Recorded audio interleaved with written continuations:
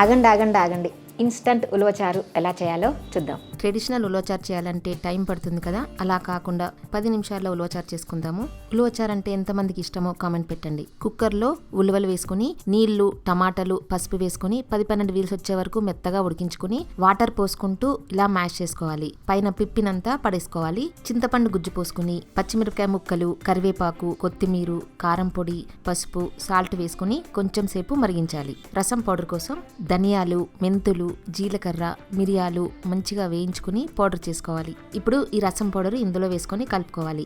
ఇంకొక 10 నిమిషాలు మరిగిన తర్వాత పోపు వేసుకోవాలి. నేను ఇక్కడ wholesome wood press groundnut oil వాడుతున్నాను.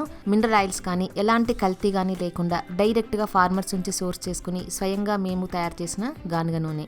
ఆయిల్ వేడి చేసుకుని ఆవాలు, జీలకర్ర, ఎండుమిర్చి, కరివేపాకు, ఉల్లిపాయ ముక్కలు వేసుకుని వేగిన తర్వాత చారులో పోసుకుని కలుపుకోవాలి.